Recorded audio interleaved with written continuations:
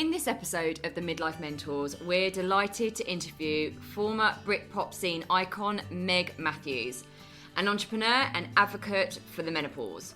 Meg is the founder of megsmenopause.com and regularly hosts talks and conferences to educate and empower women. We talked to her about her story and her wonderful book, The New Hot, which in her words is all about taking on the menopause with attitude and style. Covering a huge range of issues, the book is honest, empowering and entertaining, and we know you're going to love this episode of the Midlife Mentors.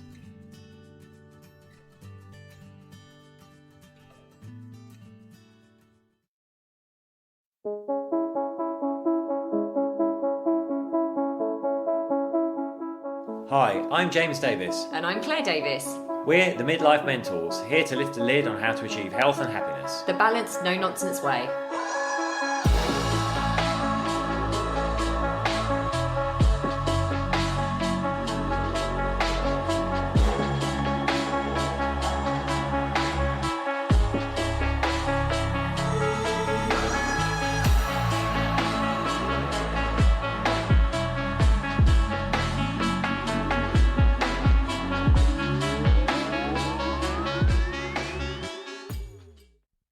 And James here from the Midlife Mentors podcast.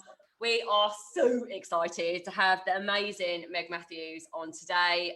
Meg and I kind of met briefly in a gym in London, and then when I was running around Regent's Park. But obviously, with what Meg does, we were on wanting to be speaking to her for ages on this podcast, absolutely ages. But I've read her book, The New Hot. So has James. James has read it too. I read it in Marbella. Wow! He actually read it before me, I'm ashamed to say. And it is I'm not just saying this. It's a great read. It's fabulous. Do you know why I love it so much? It's so practical. It's good to know the ins and outs of things, but being given practical stuff, which this is all the way through, and it's your story. So it's your story, and then people coming in, and then the practical tips all the way. Yeah, you summed it up because, you know, I get, you know, there's people send me millions of menopause books, and I'm just like, when you are feeling perimenopausal or menopausal or any of it, and you just got font and page and page and page, that's why I wanted mine, because number one, I've got ADHD, and number two, I've got dyslexia. So of course, I just wanted it to be colourful, different fonts, boxes, and it to be simple, and you know, and just that you can pick it up and it's like your girlfriend just chatting with you. Yeah, and that's another thing I personally really loved about it. You can pick it up, because I'm not one of these people. James is, he can just read a book in a millisecond. It's really annoying. He's like, oh, I'm on to my fifth book and I'm still on the first couple of pages of mine. But I love this because it works for me, because my concentration span isn't good either. So I can pick it up and go, oh, I'm going to read about that section, and then put it away without feeling I've lost anything. No, you're exactly right. Whatever you turn to, whatever chapter you want, you know, if it's loss of libido or HRT, you can just pick it up. Yeah. And then you've got me telling my experience, and then you've got, you know, an expert, probably, you know, all the top experts in the country are in the book, from Dr. Louise Newson to, you know, everybody's in there, so you're getting their advice as well. Yeah, we love it. And it's a great book. It's really readable. Like you said, like a lot of books on perimenopause, menopause, they can be quite dry, can't they? It's kind of written from a scientific perspective. You're kind of wading through the chapters going, what I loved about this was you can dip it out. You can either read it through, or you can be like, oh, I want to know about libido. I want to know about male menopause, because I was really you covered male menopause in there, because it's something that isn't really talked about much at the moment. I think we should be discussing more. For men, it can also have a big effect on their confidence and their emotional and psychological state as well. Absolutely. It's not discussed at the moment. No, and we know that when you know, men go to the GP, they, you know, it's something like 3% of men will ask to go and get a testosterone blood test, when it's all there and it's all available, and your GP will give it to you if you're feeling tired and you're a guy and you're not just feeling, you know, 100%. But guys have this thing where they don't want to be tested. But I mean, you know, testosterone gel, the one that I take, is exactly the same one as, because it's not licensed for women in the UK, which is, load of rubbish. But I take the same tester gel as a man would. I take a pea size, he would take a good 3 or 4 pumps. But it all does the same thing. You know, we as women in our 20s make 3 times as much testosterone as we do estrogen. And everybody, when I say testosterone, they go, oh my God, am I going to get an Adam's apple? And am I going to, get hairy? And I go, well, you're going to get hairy anyway. You'll be plucking your nipples, you'll be plucking your chin anyway. The testosterone will just give you that oomph that you want to get back in the gym. If you haven't got any of that, that's what it does, for you. And I found that's what was good for me. Well, weirdly, actually, I just had some tests because I've been feeling, since being back in the UK, so we came back from Marbella a few months ago, and I've just been feeling like really lethargic, and I wonder if I'm like slightly perimenopausal. And I had all these tests done, and I was really chuffed with the NHS, actually. I was like, actually, they've done a whole repertoire of bloods on me. It's come back that my testosterone's a bit high. But with the NHS as well, their guidelines, I know, they basically, when they say you're okay, you're probably not really. I'm not putting them down, but I mean, they have a whole country to run. But they said to me, oh, my B12 was too high. But then when I spoke to one of the menopause doctors, and that she was a GP, she just said, well, they have this like line that just runs along there. Wouldn't worry about that. Right. She said at all, I wouldn't say stop taking your B12. It's probably not high, but in just where their lines are, But they have to keep everyone general. But maybe, my best friend, her testosterone is high. I know. It just means I'm stronger than James in the gym. And he just doesn't like it. No, I bet. No, I'm trying to compete with me all the time. I just honestly really, really loved the book because you cover so like every element. Like I loved you talking about CBT, loved you talking about like stress management stuff, because I was a stress management consultant years ago. But more than that, like you mentioned somewhere like perfectionism and catastrophizing everything. And these are all the things that people don't necessarily think about, that when you're going through those emotional things, comparison, we're in a social media age now. And you mentioned as well that you just sat there in your PJs, just like not wanting to go outside and just going, everyone else has got their life sorted out.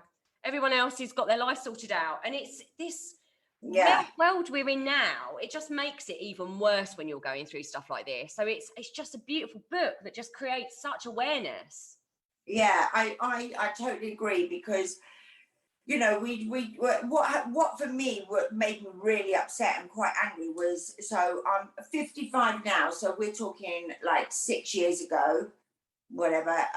So I was just thinking, what about all the people that I've looked up to? What about Glenn Close? What about Madonna? What about Jennifer Aniston? What about nobody had ever, until last year, and then I've got quotes from Angelina Jolie and Oprah Winfrey. But I mean, that was 6 years into me being, and we know that the perimenopause can last 10 to 15 years.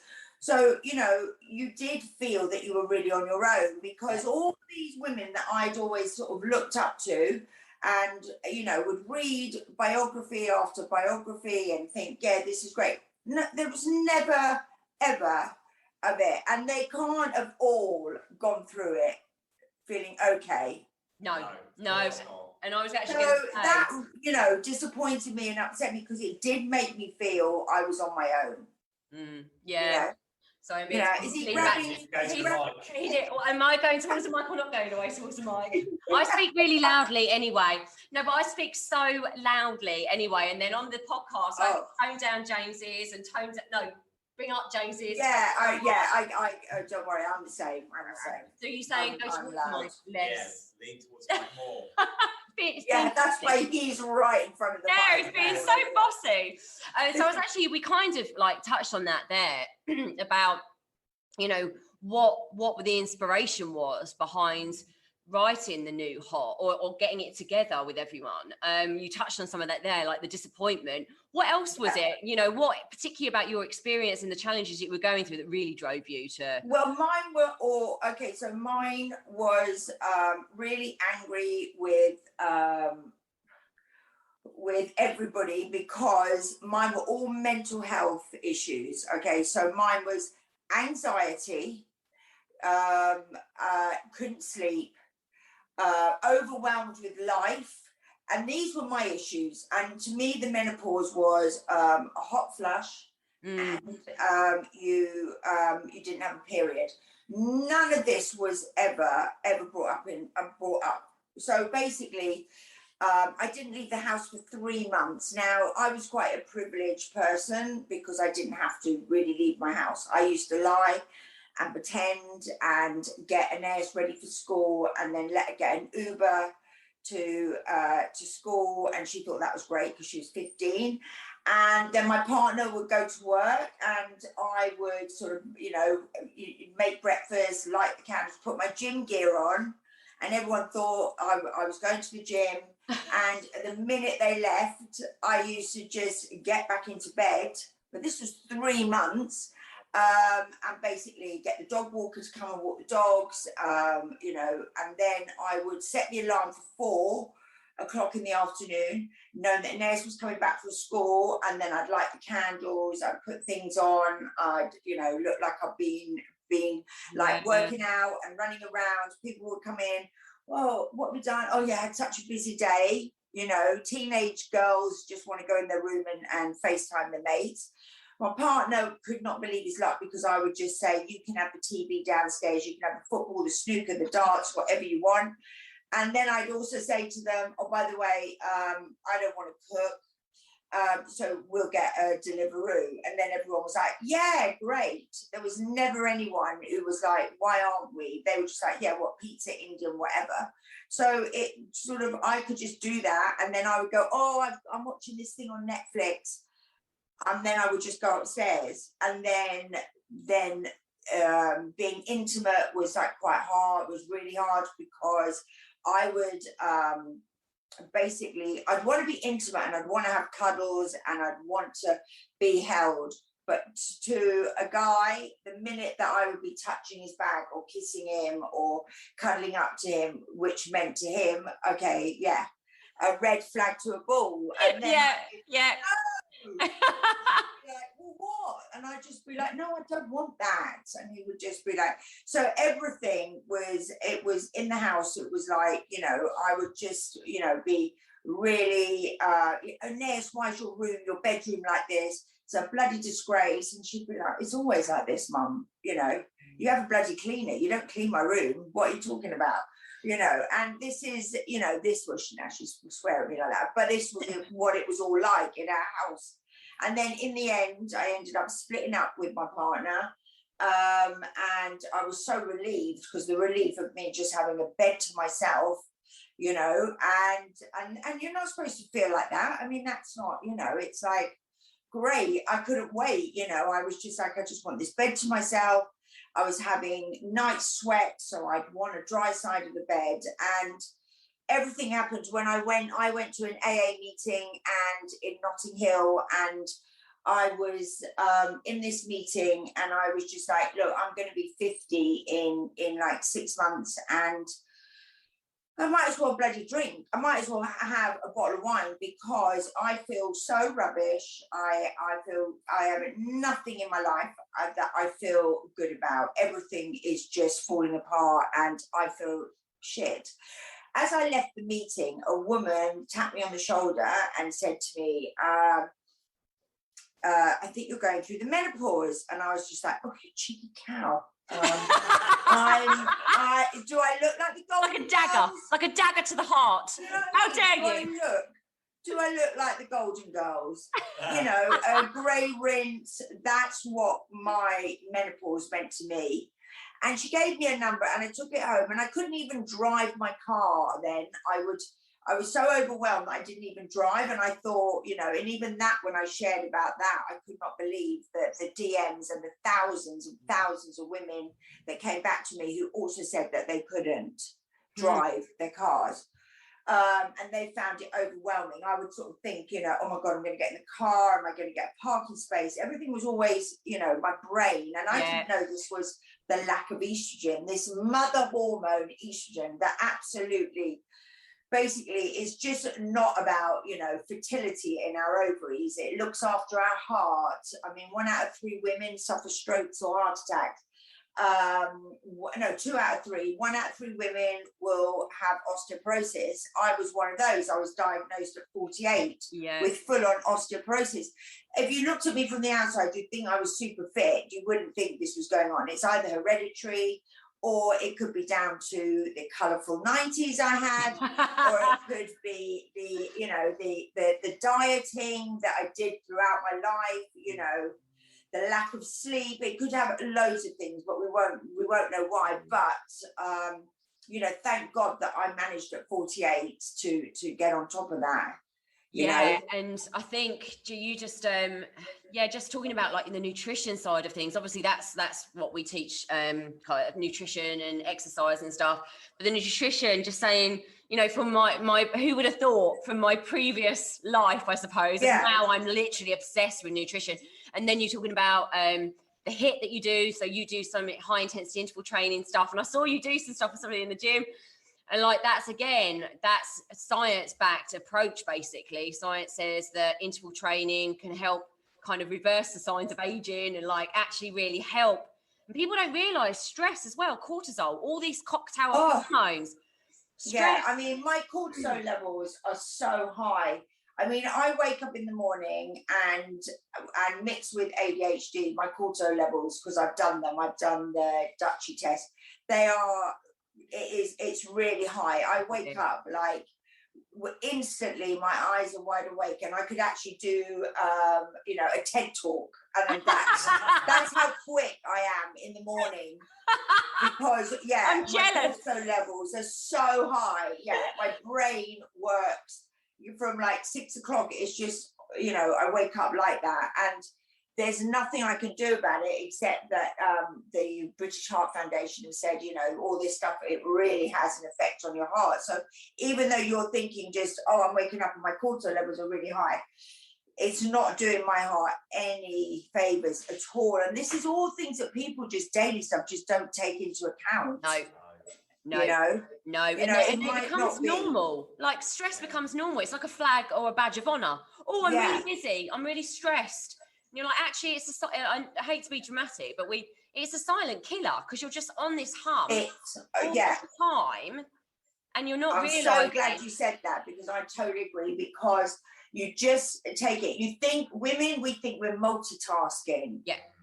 And it's not. And we shouldn't be multitasking. I mean, I read somewhere that the amount of information that I take in one day is what William Shakespeare took in his whole lifetime. Boom. I can believe that. Yeah. So it's like my brain does not stop, because it has got social media, it's got this, and if we're not doing law, or I'm not looking at this and Twitter and da, then you think you're missing out, or you're not keeping up, and to have this low lifestyle we weren't supposed to. It's been pushed on us to be like this. Totally. That's why I moved to Cornwall. Is it really? Is it honestly? Like, because obviously you were in London and you've moved there. And how are you feeling? Like, because I know my whole life is completely changed. Yeah, completely changed. I'm not on social media. You know, I'm very, very strict with my boundaries. I'll only do X amount. Before I would do everything, because maybe I would sell another book, or maybe I would, you know, be on this and on that. And now I'm just like, no, you know what? My lifestyle and Meg's life at 55 is so much more important. Yeah. And I'm like, I say to my agent and to my press and everyone, I'm like, this amount this week. Excuse me, I've got, like, you know, my Stella column once a week in the Telegraph, which is great. I mean, what more? I don't need to be doing, you know, much more than that. And I'm basically slowing everything down. And, you know, also I've done the Meg's menopause. The menopause I've done for 5 years. I've written the book. there's, you know, I don't want to keep talking about it for much longer. I'm bored of telling my story. It's time for new people, and I see them coming up all the time. You know, women of a certain age, you know, like Lisa Snowdon and Denise Van Outen, and it's their turn now. I'm 55. I've done my story, and I'm proud that I've done it, and I think everything that I've done to date. But it's not like, you know, there's a broken record. I can't talk about it for like ever because it's boring me as well. You know, it's like, so you're very lucky to have me. I know we are. No, I'm not just in general. No, I know. Me moving down here was, you know, London was killing me. I could not walk around Regent's Park or Primrose Hill ever, you know, again. And it's, you know what, the noise pollution, the light pollution, everything about it is like, it just was, I knew that I had to make that move. Well, we felt like that about, I mean, we love London, love London. I have to say, it's not like we always talk about, because James is a bit older than me, quite a bit. But you know, he remembers like, all the raves. I know he's got a younger model. All the the 90s, you know, in London, that doesn't exist anymore. It's changed irrevocably because of what's happened in the world as well. And actually, I just kind of, it's, you know, I hate to say it, but London is a very different place, even from what it was like last year, at the beginning of last year, obviously. And we just we went to Marbella. It's a lot, like, it's very free. It's a very like slower pace of life. You're by the sea. So I see your photos, something about being by the ocean. Yeah, and for me, it's like everyone just thinks I was born and bred in London, but I was born in Guernsey. So I lived there for like 9 years, and then I went there straight to South Africa. So from 3 or 4 years old, I was always in the sea, and then I was lucky enough to be brought up outside Cape Town in Stellenbosch. So I was just by the sea until I was 15. You know what I mean? So I've always been, so this is like coming home for me, because when I came and I joined these swimmers called the Mermaids, and I dived in the sea, and everyone was just like, oh my God, look, there's this girl from the city, you know, she can swim really well. And I always was a really good swimmer, because when I was at boarding school, when I was in South Africa, then I went to boarding school in Oxford. I would, because I, you know, as sort of, you know, being a really strong swimmer, because in South Africa I would swim all the time. You know, I'd do relay and then have to do it for like 4 people, and then I'd always be like, no, Meg's on our team, she'll do it. I'm going, what? I'm doing backstroke, crawl, and breaststroke. They're like, yeah. You know, so I was, you know, so for me, it's like, it's just coming back to the norm, and the coastline is exactly like Guernsey. Yeah. So for me, you know, being born there and then brought up until I was 9, 10, and then going to South Africa, it's like, I'm not a city girl, but everyone always thought I was. Thought you were. Yeah. Because I put this Cockney accent on to lose my South African. I had a South African accent. Did you? Yeah, really bad. Mine's Essex. Mine's just a bit Essex. Mine's just a bit, actually it's Kent, but everyone's always like, well, it's the same as Essex, isn't it? So it's like, whatever. He's the posh boy. Yeah. So I basically put that on, so I didn't have the South African accent. So I put on this Cockney accent, and then my parents were like, well, we send you to this private boarding school. And now you speak like, you know, you're from, not to say the gutter, but, you know, where's this? My dad's a Scouser, and my mum is from Kent. Yeah.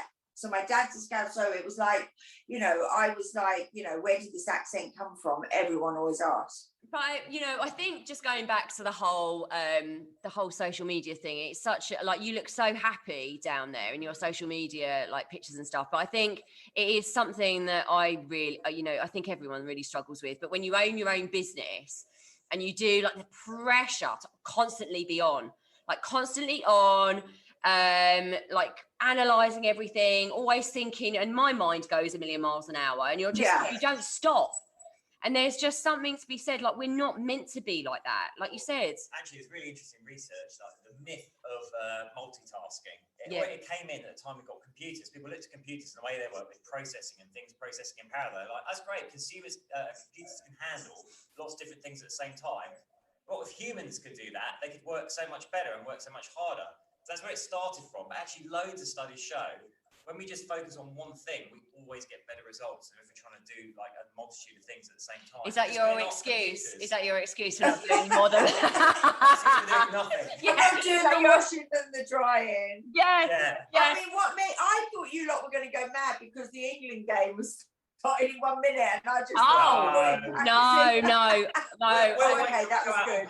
Yeah. We'll wait. Yeah, we always do. No, you're right. Okay, that's fine. No. But it's just crazy, I think, and just the way social media is now, it's so divided and stuff. So I'm really pleased you're down there and just loving it. No. Come back to the menopause. I think it's great. Like you were saying, you referenced there, you know, like leaving that meeting, the woman tapping on the shoulder. And the kind of perception of menopause back then, we're talking like maybe 6 years ago.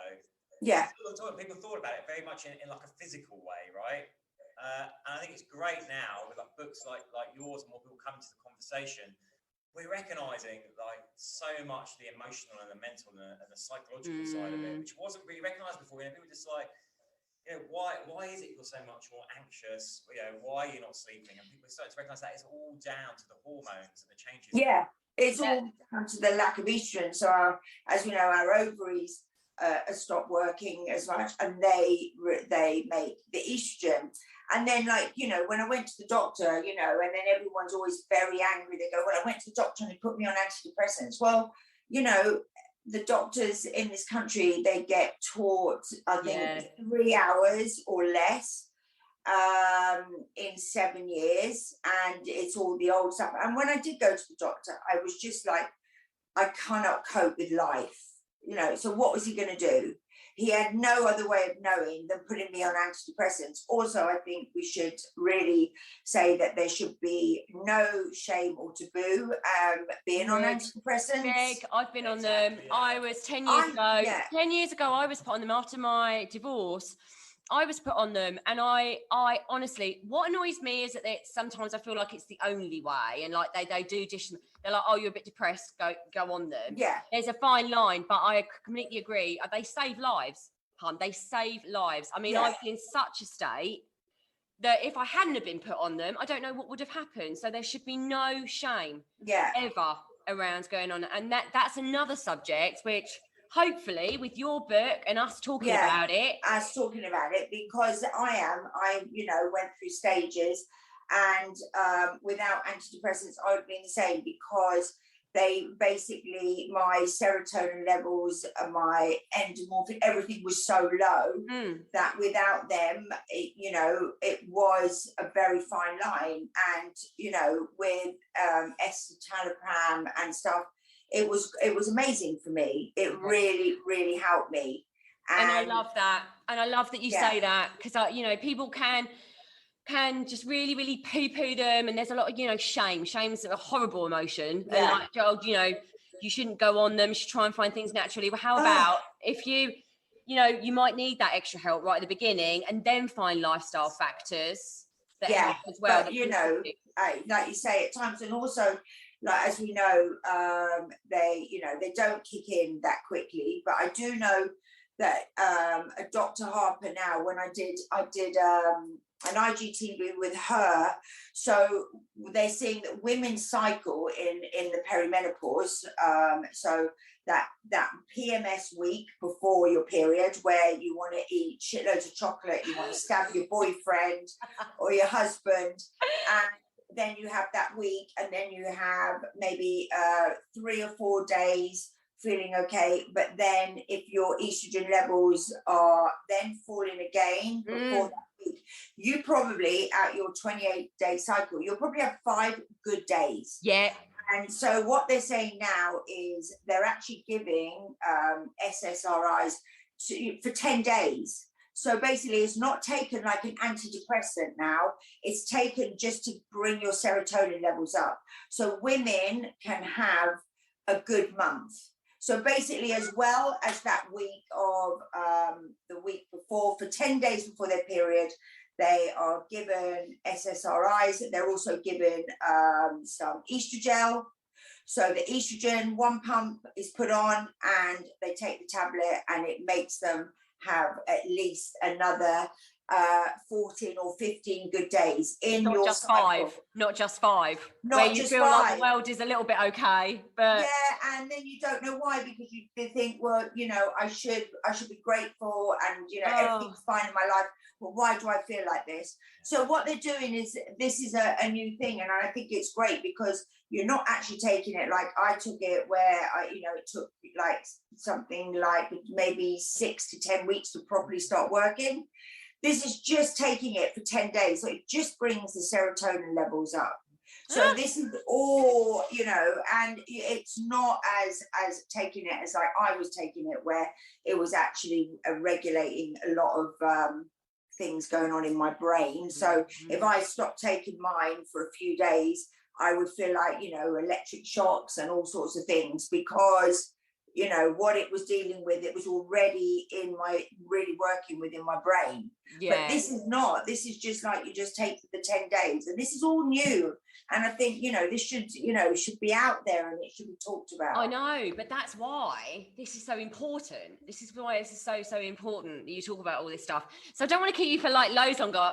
We said we were going to go through a whole list of questions, but then just as I am and James, we would just chat anyway. I didn't even read your question. No, I was like, well, we were like, I'll send some over anyway, but I know we won't use them because we'll just get on and just whistle. I don't ever do. One of the things I did want to say, you know, like, what are some of the top tips that you would say, just putting you on the spot a little bit, but like from your perspective, your experience, what would you say if you could give just a few like top tips to women kind of feeling like you were and not really knowing what's going on? Like, what would you say to them? What would the top tips be? Yeah, my top tips would be knowledge is power.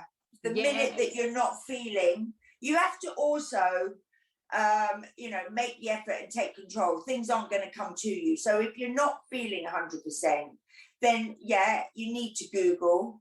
You need to read, and if you want to go to your GP, then you can go in there and you can say, oh, actually, I'm not sleeping. But you need, you know, look up, if you're not feeling 100% from the age of 39 or whatever, and you're feeling, you know, life isn't what it used to be, and, you know, you can't be bothered to go to the gym, and you're starting to put on weight, and you're not sleeping at night, and all these little things are creeping in. You know, you need to take control of yourself, and HRT is just the plaster. And I want to say that it is about your lifestyle. It is about your diet, looking after yourself, you know, drinking less alcohol, making sure that you do exercise, even if it's couch to 5K. Yeah, HRT will do that, but it's just the Band-Aid. You have to be responsible for your life. And that is the most important thing that I have to say. You know, going to bed early, you know, not eating shit, you know, it's the whole thing, making sure that you drink enough water. It's the things that we say, but they are what we should be doing. And, you know, you're not just going to go to a doctor and go, right, a bit of HRT, I'll suck a bit of testosterone gel, take progesterone. You have to be in control of your life. If you're going to eat shit every day and drink shitloads of alcohol, go to bed really late, you know, you have to look after your body. You have one body for one life. Why are you not looking after it now? And then, like, you know, and then complaining that you're you know, you haven't lost weight, and you know, it just goes on year after year. I know. Why not do something now? Something now. Well, yeah, the best time to start was yesterday. The second best time to start is today. This is the only home we have. And it's the only home we have. And actually, don't wait. Here's the problem. You know, we find prevention is better than cure. So you're going to get down that road and then go, I probably should have done something about this before. But we're in a society where people don't necessarily take as much responsibility as they should. But I know that's but we need to. But everybody sort of you know, we know that if you don't move, I think movement is the biggest thing that we should talk about, is movement. Yeah. You have to move, for fuck's sake. Yes. You have to move. Use it or you know what I mean? It's not about just getting up in the morning. You know, I am not really a gym bunny, or, you know, but I know that if I do that, it's going to help everything. Mental health wise, 20 minutes walk in nature, not on your phone, looking around, will change you. You know, mind, I've said this over and over again. Yeah. So it's just these simple little things of, you know, 20 minutes walking, get off at the tube station or your bus stop and wear your trainers to work, and then do that walk. Yeah. You know, like I say, you know, like, things. I only got into doing all this when I was like 30. Like fitness, I wasn't a fitness, but I hated the gym. I didn't go to the gym at all, but it was only when I had piled on the pounds from too much drinking, taking my antidepressants. Yeah, you know, I was in a really bad way, and then all of a sudden I was like, you know what, I've got to take control of this. You get to a point, and it was the exercise. It was the exercise, and actually looking after what I was feeding myself, because our emotions, this is our second brain. You talk about this as well. Our gut is our second brain. Your gut, of course, totally. If you're eating crap, you're going to feel like crap. Well, yeah, of course. The more the sugar and, you know, and junk food and takeaways and all that sort of stuff, you know what I mean? It basically just feeds that, and then it's not giving this brain any signs of feeling happy. It's just craving more and more and more. And then, like you said, then all of a sudden you find something else that actually that can fulfill that, which you don't think it can. But that's what I mean when I'm talking about HRT. You know, ladies out there, it's great and it is the number one thing. But when I have all these women DMing me going, yeah, but I've got this middle fat, whatever, it's not going to go just because you're just going to put, a patch on. You know, you need to move, and you need to think about your diet and what you're drinking, and your metabolism is slowing down, and your thyroid could be this, and you know, you have to take all this in, because women go through all the time. Well, I've got my HRT, and I'm doing what I can. I'm doing everything I can. You're not really. But are you? No. Yeah. Are you? No. No. Oh, it's just amazing to talk to you. And you too. I could talk thank you so much. And ever. It was just honestly just so, I hate this phrase, but so on the same page as us. With like everything you say, everything is in this book. And what's great, you cover off. There's not anything that we've looked through and gone, didn't really, you know, we're in health, didn't really cover that. They covered everything. So great book. Thank you guys. I really appreciate that. Honestly, anyone that's listening, ladies, you have to buy this, because we're all about and men, all the practical tips. I'm transgender, don't forget. We've got I'm transgender as well. So men, women, transgender. And honestly, because it's all about the practical stuff. It's not woo-woo. It's like, I can take this and do this now and start changing my life and what I'm experiencing now. Yeah. So, but you have to take control. There's only one person that can do that. Boom. That's the thing. Yay! Meg, you're wonderful, and thank you for all the work that you are doing. Thank you for having me. Thanks for all the work you're doing with all of this stuff, and we're enjoy Cornwall. Oh, loving it. Lots of love, darling. Bye. Take care. All right, bye.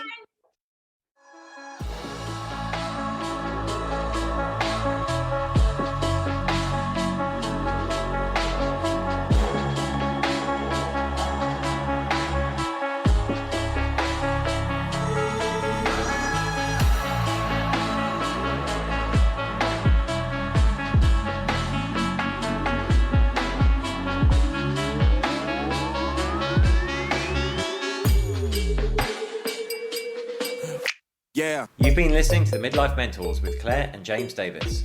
We'd love to hear from you, so drop us a line at info@themidlifementors.com with any questions or topic suggestions.